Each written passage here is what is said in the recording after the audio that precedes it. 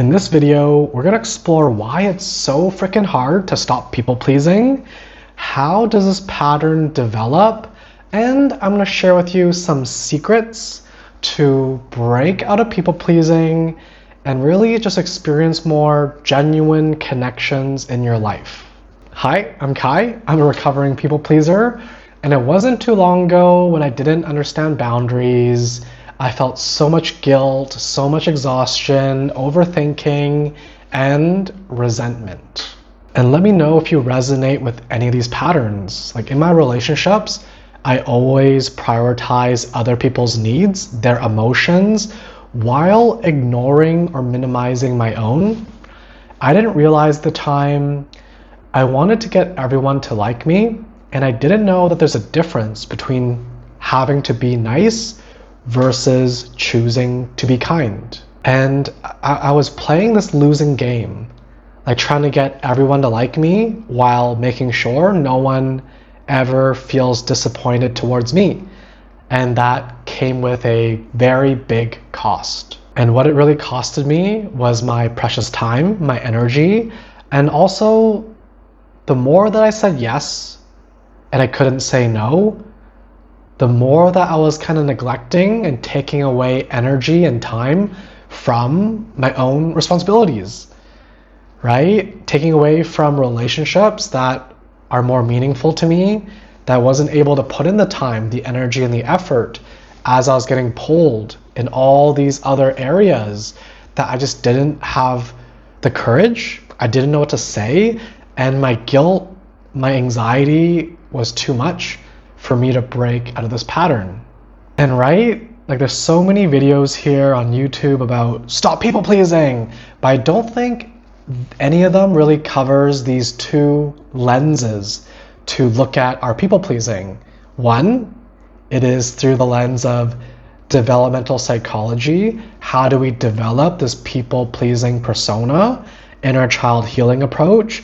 And also combining it with trauma.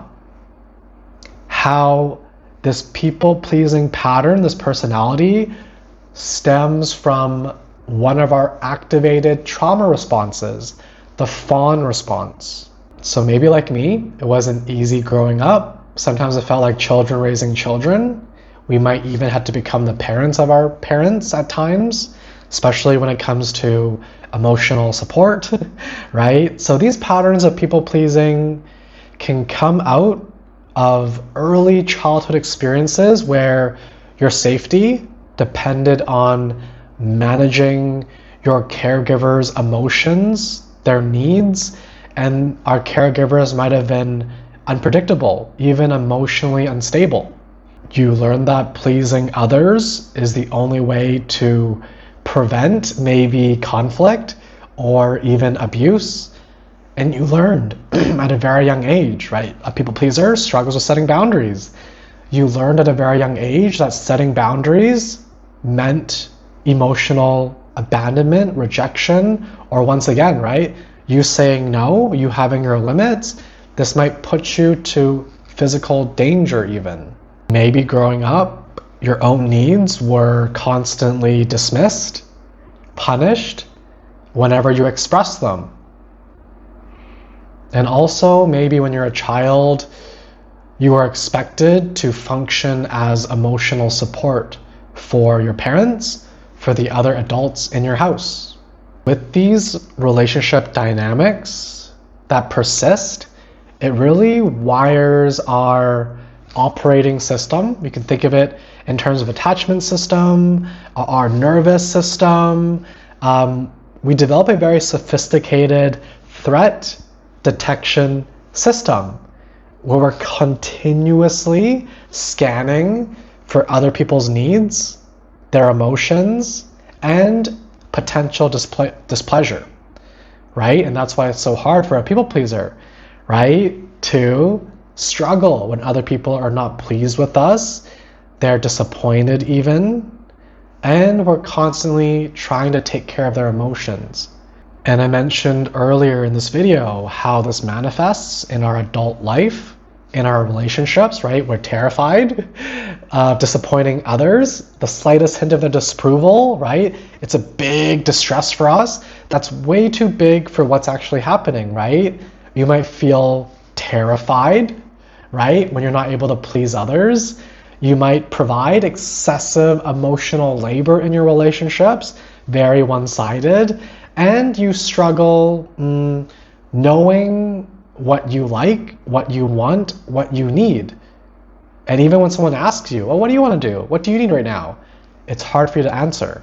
And you might feel immense toxic shame when you focus on your own needs, when you prioritize yourself. And for you, boundaries is hard. You might even experience physical distressing symptoms as you try to say no, even thinking about saying no. Maybe to mom, to dad, partner, even a stranger. Like I've worked with some students and clients that even saying no to a stranger is freaking nearly impossible. Another way that these people-pleasing patterns manifest in our adult relationships is you're going to notice you creating and attracting relationships with people who expect or even demand caretaking, especially emotional caretaking. Okay. So this might be a lot, so have hope. These patterns can change, but we're gonna need to heal our nervous system, and we got to do the inner child healing work because it's this wounded little kid inside that doesn't know any better, right? That's so scared of rejection, abandonment, even being punished, and they never really learned that setting boundaries, you having limits, it's normal. And they're actually people, like me being one of them.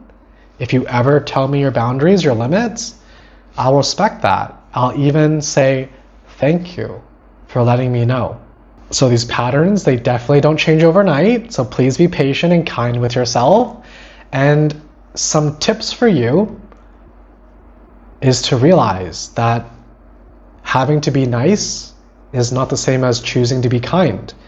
I hope you be a kind person and not a nice people pleaser. Because, right, when we have to be nice, we can be a bit manipulative. We're trying to get everyone to like me, and we're trying to make everyone not like us. And for you to accomplish this impossible mission, you're gonna have to be manipulative. You might have to even lie, right? Rather than being kind, honest, and genuine, right? People even end up respecting the kind people over the people-pleasing nice people. And it's not a character flaw. Like, please don't watch this video and then beat yourself up, blame yourself for this problem. Wasn't your fault. And what happens too is that this is one of the 4 trauma responses. It hijacks our system. Because, right, our nervous system, our kind of a traumatized nervous system wants to keep us safe. It doesn't know any better, right? That you saying no, you having limits, you being your true self, having needs, it doesn't always equal rejection, abandonment, punishment, abuse. But maybe with a very emotionally immature person, or if you're with a true narcissist, as you express your needs, as you say no, they will react. They might gaslight you, right? They might even be abusive. So that's how you tell very early on that, wow, you showed me your colors. Is this the relationship that I want to be in? I hope not. I really hope not, because you deserve so much better. So what's helped me and all of my students breaking out of people pleasing, right? Really rewiring their nervous system and connecting with that younger child. Next time you have the chance to set a boundary, right? Or you feel the guilt, the resentment start to bubble up, pause and ask yourself, how old do I feel right now? Do I feel like a 5-year-old, a 7-year-old? And talk to yourself, right? Like, what's going on? Like, what's happening right now? What am I okay with? What am I not okay with? Right? And tell yourself that it's okay for me to have limits. Everybody has limits, right? And start small. You don't have to try to set boundaries with the hardest relationship in your life. Maybe that's with your partner, your boss. Maybe that's with mom and dad, right? They are very likely, usually the hardest people for us to set, maintain, and reinforce our boundaries with. So maybe next time you go and purchase something and the cashier asks you, do you want a receipt? Do you want paper? Do you want plastic? Do you want a bag? What do you say? No. No, thank you. Without explaining yourself, without justifying why, and just notice what emotions happens inside of you. Tuning into these emotions, becoming familiar with them, that's you growing your emotional resilience. And this is actually you taking a small step into breaking out of people-pleasing and stepping into your true, authentic self. Another thing that I teach my students in our coaching sessions, we role play, I give them scripts. So have some simple scripts so you rehearse, you know what to say, and you don't just wing it when someone asks you for a favor, right? So have simple scripts, you even rehearse it, and our mind is so powerful that if we vividly think about, imagine something, our body doesn't really know the difference. So, right, have some scripts that you write out, simple, the better, sounds like you, and then I want you to rehearse the situation the next time that someone asks you for a favor. When a colleague asks you, hey, can you do this for me? Right, when someone invites you to something that you're not interested in, right, have these scripts ready. You could even rehearse saying these words, and you're gonna create the same uncomfortable feelings, maybe fear, guilt, right? Worrying, anxiety, catastrophizing, and notice it, sit with it, become familiar with it, and then let it go. Let these energies wash through you as you break out of people-pleasing, as you start to know what you need and ask for what you need, as you reclaim your time, your energy, your resources. Because not everyone, right, deserves your precious energy and time and efforts. And there are things that you can learn that will make this better and easier. So having some tools to regulate your emotions, inner child healing work, and just having like people who you can practice with, people that are emotionally mature, understanding. They themselves have boundaries. Practice with these people. And most of all, please be gentle, please be kind with yourself as you are transforming, healing, breaking out of people-pleasing to reveal who's been underneath this mask all along. So let me know in the comments, what for you is the hardest part of breaking out of people-pleasing? What for you is the hardest part of setting boundaries, saying no? What is the hardest part for you? I read all the comments, so let me know down below. Like always, thank you for being here. Thank you for learning with me. And I'm so proud of you. Please give this channel a like, a subscribe, so you don't miss the coming videos. And also helps with this channel to get this information out there.